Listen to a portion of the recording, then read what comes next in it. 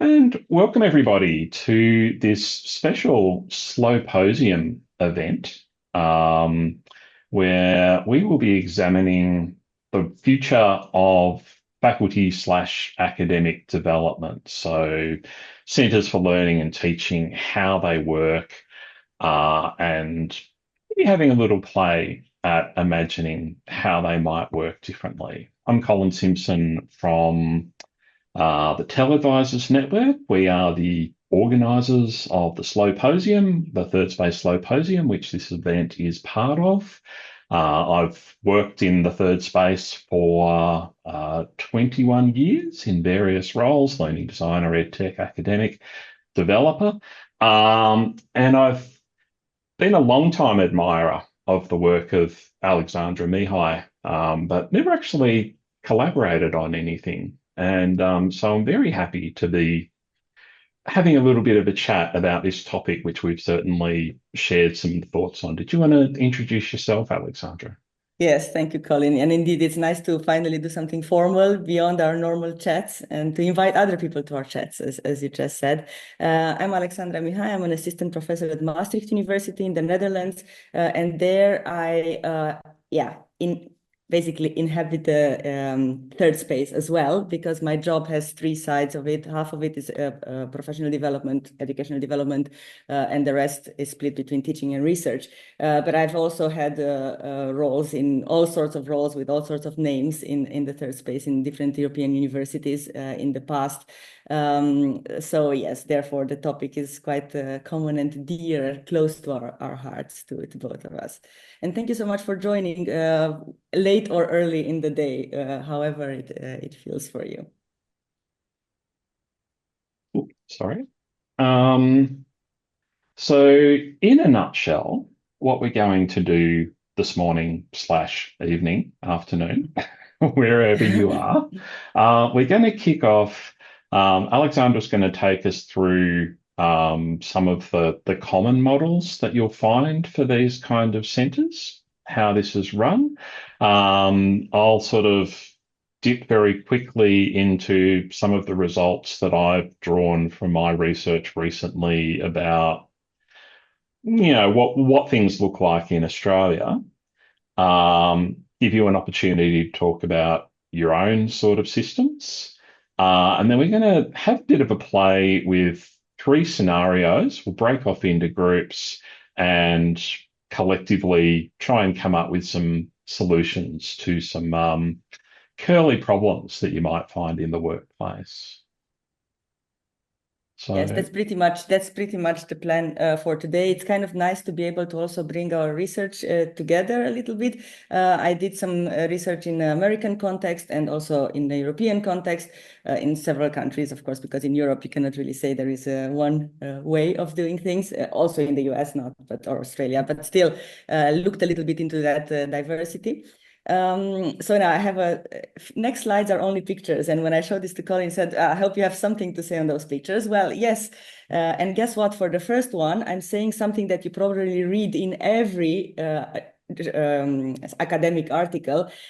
The higher education landscape is constantly changing, is in flux. So that's a picture for that. Yes, things are constantly changing, constantly moving, and we have to sort of keep ahead of that, or keep at least flow, go with the flow. Sometimes we go with the flow, sometimes we're a bit ahead of the flow. But the idea is that since everything is changing, we also need to be changing. And for that, I need the next slide. all right, yeah.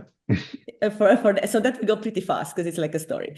And for that, of course, we need support, and we all need support in our work, whatever role we are having in higher education, of course, also beyond, but definitely within all our roles, we do need to be supported throughout our work and throughout trying to keep the pace with all these changes. Sometimes positive, sometimes, a bit challenging.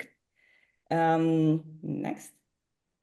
And change, I mean, change and a kind of, a process can go in different ways. So we grow grow. Often we want to grow in our roles, but also help our students grow, help our colleagues grow. That's what most of us do. But it's not only about growing and moving up, but it's also sometimes about branching, about trying different things, about diversifying our roles, trying out different paths, exploring. And for that, we also need support. But there is a but. This is the model in which universities work, in silos. And that's very unfortunate, because for all this support that I just mentioned to happen, we would need, sorry, a much more, linked model, like or network model, let's say. And that is often not the case. And that's something, again, we are going to generalize quite a bit today. And we would be happy to hear from you that this is not the case, because at least it would give us a little bit, it would give all of us a little bit more hope. But generally, we do notice that we work in silos, in big bubbles, and unfortunately, sometimes also antagonized into us and them. And we see this quite a bit in the third space. And that's, some of the criticism I would have towards the way universities or our workspaces work. And that sort of sums it up. And these are also summing up, or this image is also summing up the barriers to this, let's say, comprehensive support that we would need in our roles. Yes. So because the system is set up in such a way, sometimes we have to hack it, we have to design against it or work despite it rather than with it. And that's why when we create our centers or our workspaces or our teams, depends how they are called, or sometimes also when we craft our jobs, in case we have some liberty to do so, we also really have to think of how we design them, what we put inside, what is in our role, what is not in our role, how we draw our barriers. So it's really a matter of how we work with the system, and sometimes, a lot of times, despite the system. So the topic of today is about how how support at university, within university, support for teaching and learning is structured. And we see quite a few tensions from both our research areas between different types of models in which these centers are set up, but especially tensions, or the ones that I would like to underline today, between or let's put it the other way, not a tension, but exploring the way pedagogical focus teams work together with educational technology focus teams, for instance, or how a central CTL works with more department-based or faculty-based CTLs. So those are some issues that came up now, a lot of times in our research, and that's also why even the title of this of this workshop has a slash, because there was not really an agreement. It's academic development, professional development, teacher development, educational development. So we just decided to have both, to be a bit more inclusive. But we can do that as well. Have a terminology debate. So there are really different models that we see there, but it's also, as we were just saying before everyone showed up, it's also a bit of a simplification. But in order to start a discussion, we need a little bit of a simplification. So I think the next slide will have the three models I want to briefly talk about, just to give you a starting point for a discussion. You might recognize your center or the way your university sets support up in different, maybe in between the fields, but that's something to discuss in a second. But just for the purpose of really starting the discussion, we have we noticed three big types with some ramifications, of course. Integrated centers, so these are usually bigger centers that have everything, all the types of support in them, sometimes both staff support and even student support, but definitely also integrating the educational technology part. The second one is where educational technology and the pedagogical support are often very separate and not really interacting. The third one is the one we currently see most of. And to be honest, the previous times I did this workshop, most of the people sort of were in that space, more or less, or at least moving towards that space, where there is some part of educational technology support within a teaching and learning center together with the pedagogical support, whereas parts of it also stay separate, the more IT related, the more logistical related aspects. So I'll go briefly into each of those models, and then we can have a discussion. So the first model are the integrated CTLs. And these are really usually rather big CTLs. The lucky people, well, sometimes lucky, sometimes it has its challenges, which group all the different teams together, including tech support, but also so the sort of whatever it's called in different centers, it's called differently, but basically the pedagogical consulting and support, but also the educational technology support. Normally, well, we often see that this happened through merging different teams that existed separately on campus. But sometimes also some centers are designed like that. So that's kind of integrated by design. Of course, the pros are obvious. You have these groups sitting under the same roof, virtually or even physically, and that gives naturally more opportunities to connect. But having a cohesive, workflow doesn't only rely on being connected physically in one space. That's the first step. But one of the big challenges is that these different teams that are now grouped in one integrated CTL often still have their own working practices, working culture. Let's say that's one differentiation that I heard. Again, I put it out for debate, but I heard quite a bit in my research in the US. The pedagogical support have a bit more training mentality, development mentality, whereas the edtech support have a bit more of a training mentality. Again, putting it out there a little bit to stir your imagination.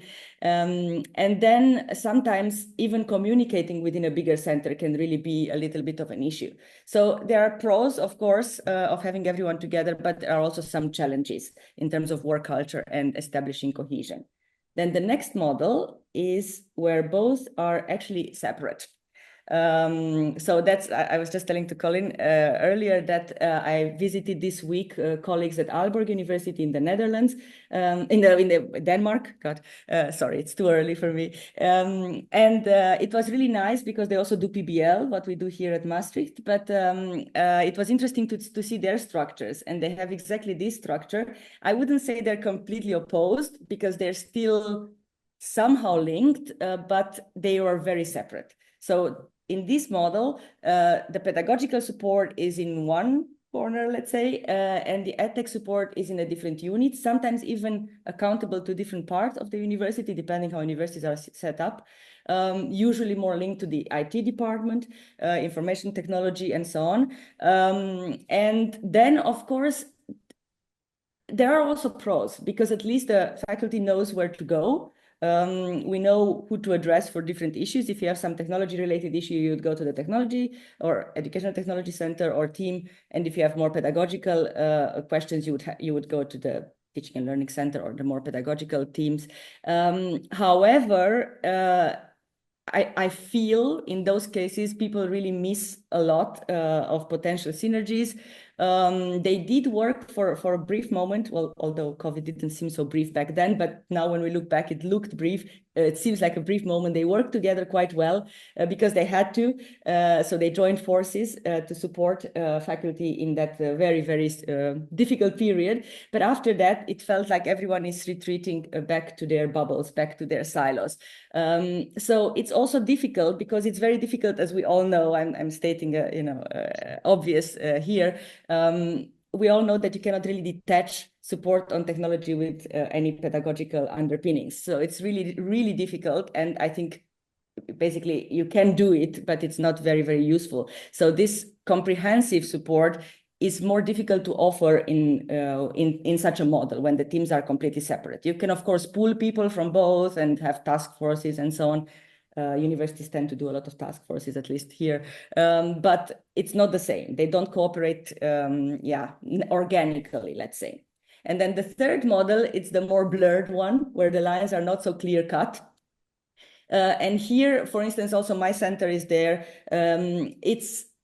We have a little bit of everything. It's not a big center, so we do have still people that are in charge of, let's say, the logistical part of Canvas. They're in a different unit, but we have colleagues within our center that think about and work on innovating with technology. So looking at the potential of technology, not only from how to use it basis, but also how to actually improve teaching and learning. So the mix of technology and edtech is within the center, whereas all the logistical part, registering and so on, goes to a different team.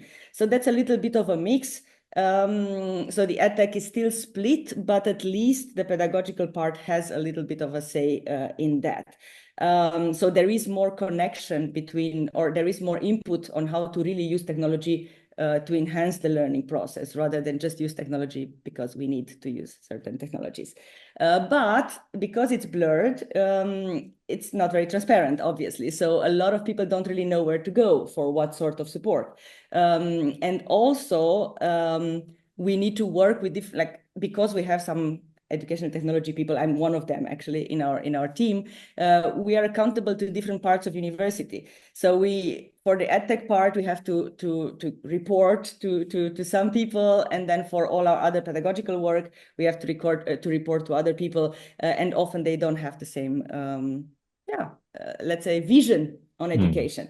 So that can lead to quite some challenges, and also miscommunication, about who does what, but also what are our boundaries and also to the extent and the scope of our work. So yes, that's quite a mix there. I would say it has its benefits, and it can be a bit more agile in responding to the needs of teachers, but it also can be a bit less transparent than the other two. And the last one is not a model, actually. It's just let's say an add-on, not an add-on as such, but an add-on to our discussion, because often online education for universities that actually offer that is placed in even separate, another separate unit, often linked to continuous education or to professional executive education. And this is sometimes, of course, integrated in the bigger integrated centers, but most often, at least in my research, there is a separate unit. And they also do MOOCs, and they support faculty who want to do online education specifically.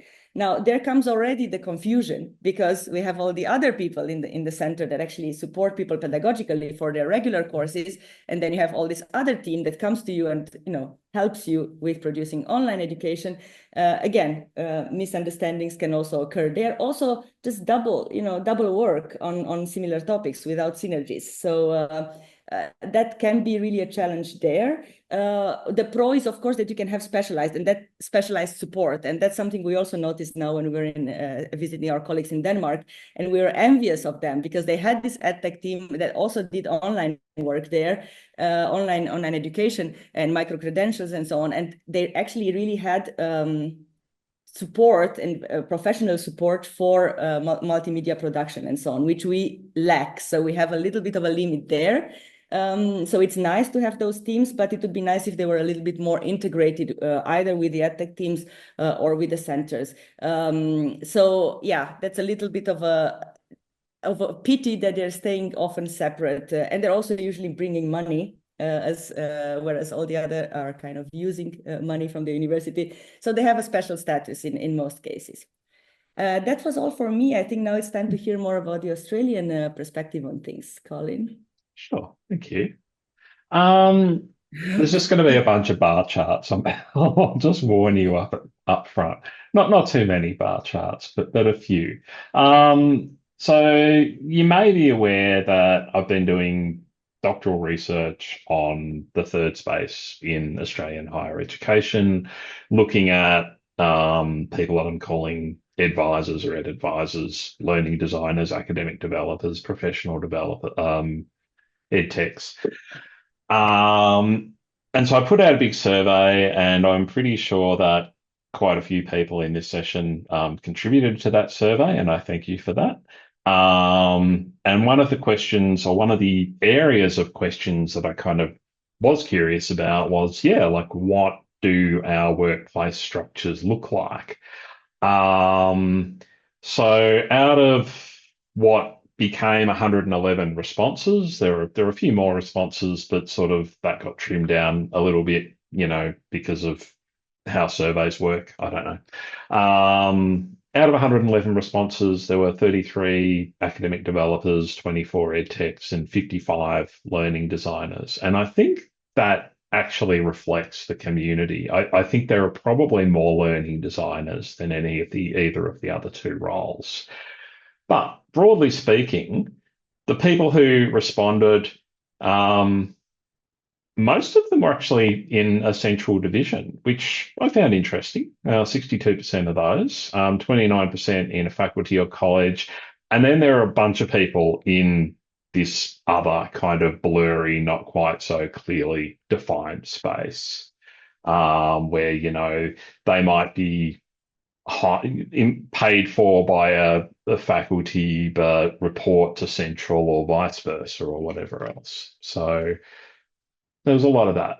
And there was some small variance by role, but largely you can kind of see that those proportions were relatively consistent. I mean, there is probably the biggest difference is probably ed techs, the red bars, heavily found in central units, whereas there was, people calling themselves academic developers, far more of those in faculty teams than I actually expected. I mean, my experience has been that with academic developers, most of the ones I've known have been in central teams, but so that was a little bit of a surprise. But yeah, so broadly speaking, and yeah, there was no real major difference in the distribution. And so when I asked them about their institution specifically, do you have a faculty team and separate central units and so on and so forth? That was by far the common model. So more than 70% of people were working in an institution where there was a faculty unit, there was central units, and they were kind of separate. I'm really curious about the little 2% one where it was only faculty teams and no central units, and about 20% only central teams and some faculty units. Actually, yeah, I was having a chat to someone today, and they're in an institution where it is only centrally managed units, but they get embedded in the faculties. But there was a little part of the conversation where they were talking about central, like it was a separate entity.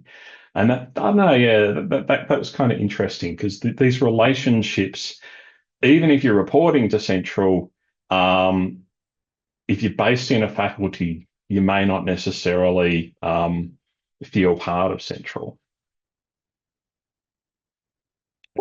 That's kind of that's kind of it in a nutshell. We thought we'd turn it over for you because we've been chatting for about half an hour now. Um, so we were wondering if you might just like to share, and there's what 21 of us. Tell us a little bit about your structures and what's good about them, or what you find challenging. And please feel free to do that in the chat, or if you want to go on mic or go on camera, we'd love to hear from you as well. So we've got a couple of comments. I know they're people catching up with comments. Min, I take it to mean supporting edtech tools like learning management systems, but I'm not 100% sure. Did you want to expand on that? Or is that, hang Oh, on. sorry, that was in response to another question, the educational technologist role. Oh, okay. Yeah. Let me tell you all about the educational tech. Yeah, Let me tell you what I think the educational thank you. technologist role is. I would suggest that these are people whose focus is on ensuring that the educational technologies are fit for purpose and that the educators know how to use them and know how to use them well. So they may provide some training in their use. They'll certainly be involved in implementing them, supporting them, tinkering with them. Yeah, that's what I would call an ed tech. Yeah, and I think somebody asked, I think Silke asked whether they have an IT background. And I just said, I had to think a little bit, and I think it really depends. Normally, they do have a little bit more IT background than other academic developers, I would say, but really depends on the context and the setup. But important thing is that they should be able to support, like Colin and Min said, the rest of the academic staff in using those tools effectively. That's really interesting because we don't have any roles called educational technologist. So I'm from maybe I can start by saying where I'm from. Please. So I'm from the University of Sydney in Australia, and I have worked in both a faculty team and a central team. And I'm currently in a central team, and so all the roles are educational designers and academic developers. But then within the educational design team, there's sort of learning design and learning environments. And I feel like the team who's in learning environments mostly do that sort of LMS support, any sort of ed tech tool support. But there's definitely, I think, gray areas around who does what. And then separately, we have an IT team after things like AV and lecture recordings, but because the recordings feed into the LMS, there's a gray area there where we're not sure if it doesn't reach our LMS, whose issue is it to deal with? And so we have a lot of that. Those kind of issues that arise as well. But I think one of the things that have been difficult for me being in a central team now is there's not a lot of connection with our faculty team members. And so we're not often really working together often enough to, we sort of have the strategy and the priorities that are visible to us, but that doesn't always, I guess, get communicated very clearly at the faculty level. Thank you. And I think that's a very common experience. That's certainly one of my conclusions. Yeah, and I do feel I also see some comments in the chat. It's really important to have this link also effectively set up, let's say. And I've seen different models. For instance, in some centers, people are actually drawn from departments, so they're actually using part of their time for the teaching and learning center, but they're actually still employed by their departments, and they still do some teaching and research there sometimes. That gives some problems as well. So it's not always good, but at least it creates these bridges with the departments. Other teams have sort of partnerships or fellowships with where they actually link to the departments. We have a team of mentors in the different departments we work with, sort of a little network as well. But the idea is the same, creating these bridges and not being separate from actually what's going on at faculty, what faculty actually needs. So I see Karen's talking about currently having a mix of faculty and central support with a change proposal on the table. We might actually leave that one because that sounds incredibly like one of our scenarios. So we'll leave that one to work through. Wendy works in a central team. This is definitely hybrid. IT support are in a different section, although central has an IT edtech focused people, and I would say I used to work in that edtech team. And there's a dedicated academy for staff PD. So that's probably definitely the first model where it is kind of combined, although there are different reporting lines. Did you want to say anything more about that, Wendy? You don't have to. That's okay. Very interesting to see all the different models but in the embedded chat. in a faculty.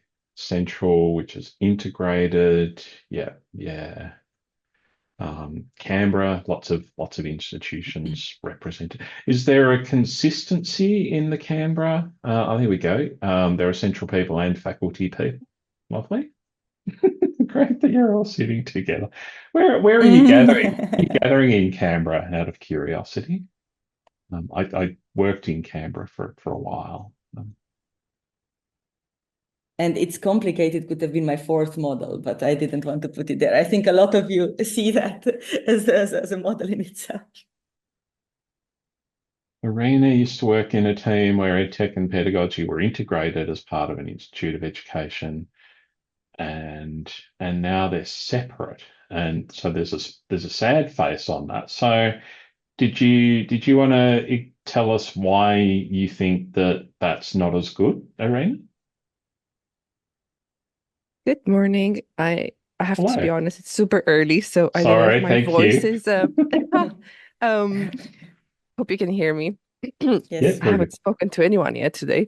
So um the sad face is because I think like Alexandra said that there's lots of missed opportunities and synergies that are really obvious that I guess, ultimately have a negative impact on the experience of academics and our students. Do you have any examples in mind? So, for example, if we look at using digital portfolios to support different types of assessment, because I am in the digital education team, I'm finding it difficult to focus on especially because we have different tools that we each focus on. I'm finding it difficult, having worked as a learning designer as well, to focus on only one tool. And I'd much appreciate to, have a team where it'd be easier for us to focus on the digital pedagogy of using e-portfolios or just the pedagogy of using e-portfolios, and then having the tools coming more as part of a decision tree, let's say. I hope that helps. It really does. Yes, thanks a lot. I recognize that a lot. Indeed, it's very difficult to detach the two, almost impossible if you want to do it properly. And it's also a matter of I think the set phase, I understand the set phase now. It's also a matter of having people that are on the same wavelength in your team. And because I at some point worked as a learning designer in an IT-based team, but I was still called learning designer, but then it was pandemic. So everything was allowed to be mixed. So it's okay. It was okay then. But it did feel weird when we had our team meetings and everything was really about developing and coding and programming. And then we were a few learning designers just floating there, like with totally different things on our minds, trying to get people, people were asking us to do Moodle trainings. And we actually were thinking, okay, how to do async learning trainings instead. So indeed, it's also a matter of who story you're of my talking life to. at the moment. Yes. Yes, so it is interesting. It is interesting also from the point of view of our work environment. This cross-pollination is very, very useful, I find, or very motivating. So there's an interesting counterpoint to that in some ways from Rebecca from Nanyang Yeah. Academy of Fine Arts in Singapore. And I do actually recommend taking a look at their section in the Slowposium, because they sort of really dive down into the nuts and bolts of how they work. Did you want to did you put you on the spot there, Rebecca? Do you want to expand on that? Hi, Colin, and hi, colleagues. Greetings from Singapore. Thanks very much for putting up a wonderful symposium. It's taken me a bit of time to actually get into the steam and the heart of what Australia looks like too. Yeah, I think this conversation on models is really interesting because I think we are always caught in a space in between, and even integrated is very similar to hybrid sometimes. So I think the Slowposium post that we had was about being hard pressed but not crushed. And it's just juggling between a lot of dispositions of listening to people. And in the arts, we do lots of listening because we are trained to listen carefully and to listen to their heart and their intention and the purpose-driven approach towards doing things rather than just doing it for the sake of doing. So with regard to how we are navigating the different models, it's really about the intention and the strategic thrust of the school. At certain times, we wanted to engage more with technology innovations. And so therefore, we had to set up a separate unit. And then as things began to develop and take flight on its own, I think it's just letting go and allowing the faculty to do their own things and then to separate that and later to bring these returns back to the central division was a really good way in which we could, in a way, let go and then reconnect back at different seasons of our life in the arts. Yeah, that's my sharing for today. Thanks. Yeah, that was Thank you. wonderful. Thank you very much, Rebecca. That sounds also very familiar. I've heard that in many places, especially in more decentralized universities. It's like rather a network and, letting things develop on their own. But then the important thing is exactly bringing it back and exchanging, because we are a very decentralized university at Maastricht University, and even small, but still very decentralized. So each faculty is like a university on its own, and we have very different practices. And I think if we didn't have a central unit that also brings things together, has exchanges, organizes exchanges and stuff like that, then a lot of our practices would be really missed, and a lot of nice inspiration would be missed. So I think it's nice to have both, indeed. Like they really complement each other very, very well.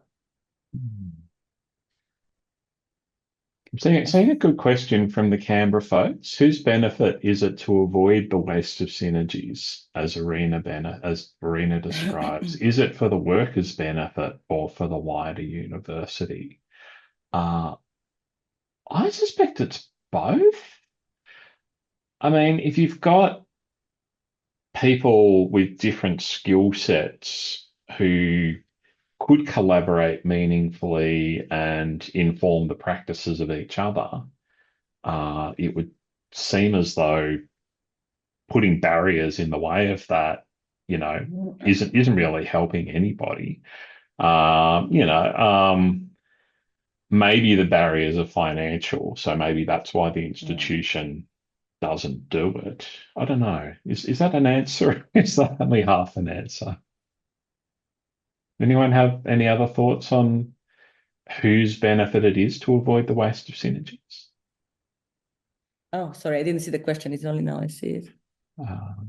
It's from the... No, I think the waste of synergy, I'm not even sure it's by design. I think the waste of synergies is because of, sort of a path dependency. It's just things have been in those units like that forever. And in a lot of places it's like that. And they just don't question it. They don't question it in order to design synergies. They just are not even aware of the waste of synergies because it's just been like that, at least in the cases that I've seen. So your question implies an intention. I think I try to think optimistically that there is no intention, but just noticing a very. I'll actually no. There's a question from Rebecca Scribman. I'll respond to that in the chat because it's a side question. I do have an answer for that though. Now Tricia is saying roles and names and stuff. That's definitely part of your research. It's a complex thing. So Tricia's been thinking about this because there are two central teams, but they have very different roles and contact. So team one on that side of the divide is responsible for creating the strategy and the directions, and team two is implementation. What team one does? Wait, did you want to expand? I thought I'd confuse you, Colin. It's not hard. Look, we have, my problem is that I've been in both teams because I'm an academic developer and I was in central team number one that provides strategic direction under provost and all of that. They look after the futures and look into the future of learning and teaching in the university. And I was transferred over to team two, well, it's a position swap with another academic developer. In team two, we're centrals, so we're not assigned to schools or faculties or anything, but we work together as what we call a curriculum design team, and we're supposed to implement what team one says we should, but we often push back because we know when we work with the academics and educators, they don't want that. They don't need that support. They need different support. So team two, we're in direct contact with people who are actually talking to students, so teachers. We're a mixed group: academic developers, educational designers, digital curriculum designers. But it's very frustrating because at different times of the year we'll get different visibilities. They'll get really high visibility at the moment because we have our annual university L&T event next week and awards and stuff. But we get good visibility when all of the documentation about courses and programs and all of that is due, or when we're doing good work in schools. So it's very confusing for everyone involved. And depending on the day, we'll forget about the other team. One team will forget about the other one. It's very So common. are there structures in place that facilitate collaboration between those two teams, or is it a bit more fraught? It's a really good question. And if it's impolitic to answer, that's okay. Possibly, given our current context, That's fine. it might not be appropriate for me to respond, but we have personal connections. So it's not structures as in this role talks to that role. Yeah. It's like, I know that person, therefore we can Yes. talk about it. Yeah, this is something I hear very, very often in my interviews. People just say, yes, we're not really connected, but our offices are next to each other, so we go for lunch every Monday and stuff like Exactly. that. It's and get exactly things done like that. Yes. Yes. Yeah. And so it's really about connection, especially at the moment with all of everything going on. But yeah. And informal a lot. And sometimes from informal it moves to formal, but sometimes it stays informal and it's also okay. And Silke, I think, has her hand up. Oh, thank you very much. I don't want to interrupt this discussion. No, not at all. You're contributing. Yeah. When I was starting at the university I'm at the moment, I was this central and one person who was supporting every of the 10 faculties. And in the last years, there was starting a team of learning designers who are one person in every faculty. And that's, of course, a very good support, but I sometimes have the impression that I'm not close enough to teachers, and I always have to work for getting close enough to teachers to know what they want. Yeah, that's a lot of communication, and we're thinking about what could they need, how can I ask them to foster the educational technologies. Yes, exactly. Thanks for that comment. It's something I also noticed, and I mentioned before, these partnerships and like one person being in charge, let's say, of one or more faculties. And I've seen this model in many places, and it works to a certain extent, but it requires sometimes it requires that you sit with that faculty for at least a certain amount of time in the week, or like specific hours, or even virtually, but like we have specific hours. And it's a very interesting mix or balance between being proactive and reactive. You want to react to their needs, but you also want to show what you actually can do and what the center can do for people. So sometimes it's a matter of, in the beginning, selling yourself a little bit more and really trying to communicate, to get to know the people, and then they will hopefully come to you. And sometimes you're becoming the victim of your own success, and too many people come to you, and then you are the boundary where you can't actually physically support them all. But yeah, that's always the trade-off. But I did notice that a lot. Yeah. And so we are doing a lot of collaboration outside of my university. So, for example, today there's a Moodle community meeting, a virtual from my region, my state, and for looking up what are other universities doing, and which needs of their teacher they supporting. It could be an idea for our teachers, and could I offer it to them? I think you're actually mentioning a very important point for all of us in our professional development, but I think learning from others, and that's why I like this sort of events, learning from others and just seeing how things are done in a different university. Sometimes it just also calms you down to hear that also other people have issues, the same issues, but also gives you inspiration sometimes to tackle your issues. Thank you very much for all the contributions also in the chat. And I'm too bad we cannot really follow on everything in this moment. I think we have to move on a little bit. I think right, yeah. Because we said 10 minutes and it's now 20 because it's been so exciting to discuss with all of you. That is great. Yeah. So the next part of this session.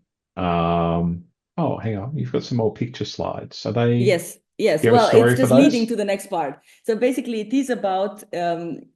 It's actually summarizing very nicely what we just discussed, because in most of the cases, the landscape is very fragmented. It's even more fragmented than the fragmentation I foresaw in my models. So we have the faculty central divide, we have the edtech and pedagogical divide, but then we also have even two central teams or even more divides within the divides. So the idea is that what we're all trying, and I think what you already mentioned in your answers, is how we try to work around these divides, overcome these divides, but also find, hack these divides and work around them. And we do that individually. Sometimes we do that as teams, but the important thing is to always remember what we are working for. And I think we all have a common ground, right? We all work for the success of our students and for effective learning and so on. So if we all only remember that, we find a lot of common ground. But that also implies crossing our boundaries sometimes, talking to people who are not either from our discipline, from our faculty, or from our same, let's say, work area, joining forces, working across these lines, having mixed teams, mixed projects, again, designing opportunities for these people to work together, even though, despite having these divisions formally, informally, like it was also mentioned, this can be created. So informally, we can, or formally sometimes, we can create these opportunities and don't only expect them to appear, but create these opportunities to work together effectively towards our common goal. And the next part of our session is actually dedicated to letting you work a little bit on how you build this common ground. And we came up with 3 scenarios that sort of really speak to what we were discussing before, the 3 potential things that could happen or could be happening at a university, and how you would, the question here and what we would like you to think along in the next 20 minutes or so is how, like, strategically, put a strategic hat on, how you would work in that scenario to ensure that the support the academics need is ensured in a cohesive manner, in a coherent manner, comprehensive manner, so that you actually work together, basically, despite the circumstances that we give you in the scenario sometimes. Yeah. Imagine that you've got some authority in this in this process. Yes. Even and if you've got a little bit of control over of how these things work. What would be, your best case scenario, or how would you address these things? So what we're going to do is we're going to open up some breakout rooms as soon as I find the breakout rooms button, which always moves. Well, thank you, everyone, and welcome back. I hope you had productive conversations and solved all of the problems of the world. So we have someone who would like to sum up what they came up with on scenario 1. You're setting up a new CTL at your university with limited resources, and you need to design the interplay between pedagogical and edtech support. I'll put my hand up here mainly because Tricia has already summarized our discussion for us. So we had, I think, 4 points. One was around developing a common language, and 2 was to create a team through non-critical projects, like just to focus on the forming, storming, norming process, to be really aware of that and to cater for that in the setup of the new team. Another one was creating a buddy system or partnering through, like, edtech and pedagogical support working together on a project so that you could get that interplay really working. And I think the last point we had documented was creating opportunities for formal and informal connections, making sure there's sort of some equity, particularly if it was a hybrid team and you had remote people as well as team members face to face. So that's, I think that's it. Another point was about the intentional sort of co-design idea with EdTech pedagogical support, and looking at in this scenario of a new central team, making sure that we're looking at what the faculty were really wanting as well. Love that. If anybody else from our team wanted to add, they're welcome to. Very good points. Thank you very much, Wendy. I was actually a little bit curious about what a non-critical project might look like. Did that sort of come up at all, or just a way of easing into a relationship without having that kind of high pressure kind of thing going on? But I think that came from me, Colin, in room one, was that I mean, I was thinking at the time when we went into COVID and we formed or teams were formed with that kind of cross-disciplinary thing, but we never got the chance to actually get to know one another. We were just had to, you've got to do project X. So it was, just could be little a social activity or something that you just kind of finding out how one another works anyway, as a general kind of little icebreaker, I guess. Yes. For those very good point. But not icebreakers. No, but very good point, because indeed that is what ensures team cohesion in the longer term. Of course, project work is very agile and so on, but it's also very nice if you want to create, and in this scenario, you are building a new CTL. So you have a sort of blank canvas, you can set up your resources, but also procedures. And I see that you focus more on procedures, which is also very nice.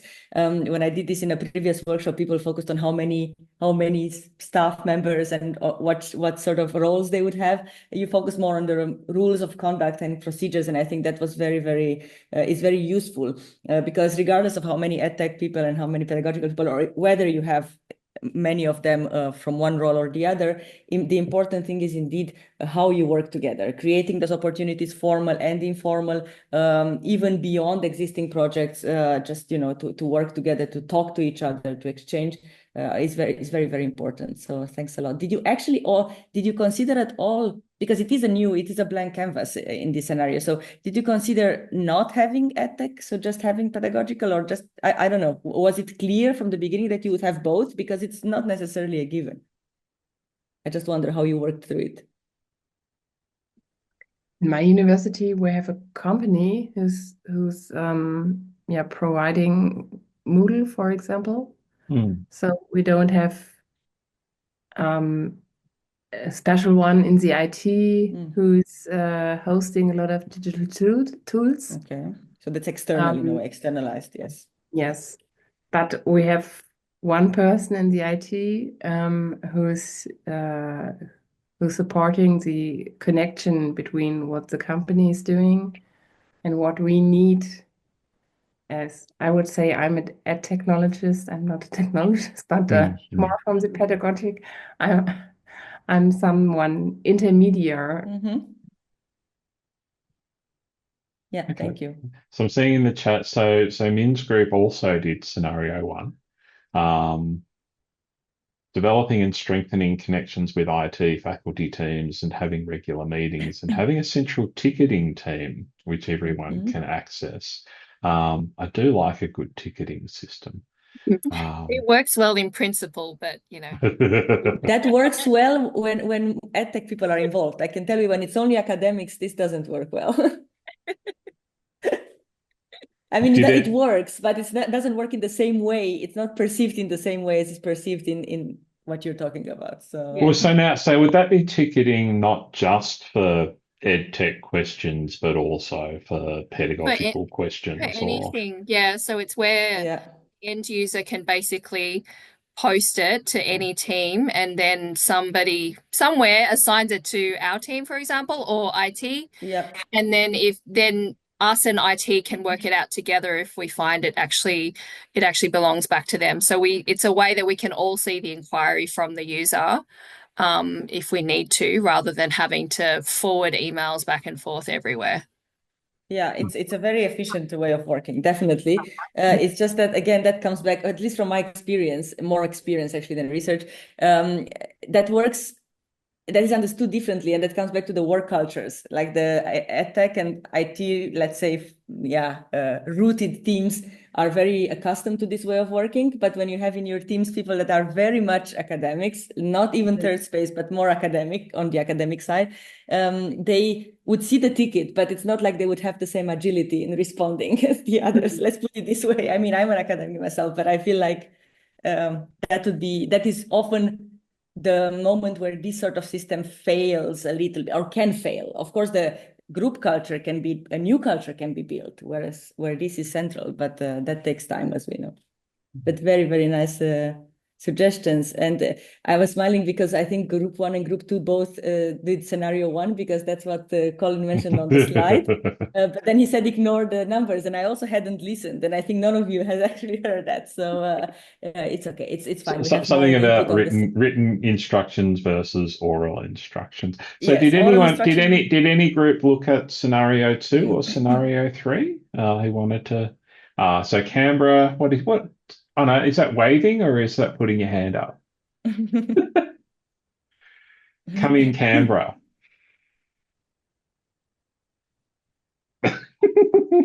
Running over. Rushing to unmute.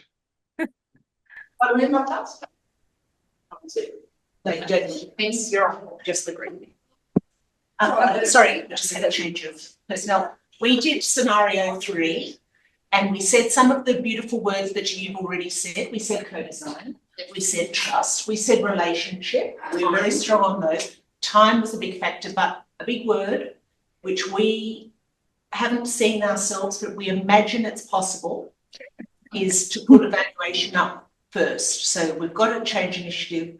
We would love to know that we were evaluating on good metrics for success, so that we know if we've got success. We also worried about long term in the scenario description, because we have noted that if the relationship network depends on the leaders, on the education leader, on the Vice Chancellor in Australian universities, what happens when, as they do, they change so regularly that they change multiple times within even the shortest project. So how we really felt that we needed a mechanism for really making those project plans authentic and doable, and then we thought we would be fine. We're going to be a piece of cake. It's easy. Thank you so much, Canberra. Did anyone want to comment on that? Or I see that we are coming to the end, so I think we still do have another group. What final group? What did you which scenario did you look at? Or did anyone look at scenario 2? We can sit here in silence all night. You don't have to necessarily share. I mean, just again, it's no obligation. Or you could put something in the chat. So you did scenario 3, the remaining group. And okay, and did you come up with anything in addition? Would anybody else from our group like to speak to this? Bettina, you're all very quiet. Tanya, you go. You make notes. Thank you. We spoke about many of the things that have already been mentioned, and we all wanted to talk about and look at and unpack scenario 3 because many of us felt that this was a scenario that was very relevant to where we were at the moment in our own institutions. So we spoke about communication being a critical component. So communication within the central team, but also beyond the central team, going two ways to faculty and back to the central team from faculty. We spoke about having clear responsibilities, so people knew what they were responsible for. We talked about perhaps doing a skill map area so people could see what skills people had, because sometimes it's just an assumed piece of knowledge of what we think people know and what their skills are. We spoke about collaborations, both being intentional and purposeful, but also in a social context. So encouraging people to work together. So perhaps bringing people together to collaborate on a particular project, to encourage, that relationship to be built, but then also looking at bringing people together in a social context. So perhaps some gatherings where people get to know each other socially, so they're more inclined to work together, be comfortable to work together and to share ideas. We spoke about resourcing being an issue in this type of scenario and what that can look like and the challenges within that. And we identified with the 5 of us that many people have had a range of experiences in this type of situation, with some having a really good experience and others having an experience that has not been as delightful, and drawing on the fact that it really comes down to leadership and making some of those collaborations very intentional to ensure that the goals are being met for everybody. Did I miss anything? Anybody else in the group? What did I overlook? No, that was very precise, Tanya. Thank you so much. Yeah, I see that. I see some common themes also emerging from all the scenarios. Is this idea of intentional collaboration, creating those spaces and moments of collaboration, opportunities, projects, different setups in which people are encouraged to work together. Can be formal or informal, can be low stakes or high stakes. But then also that helps build trust.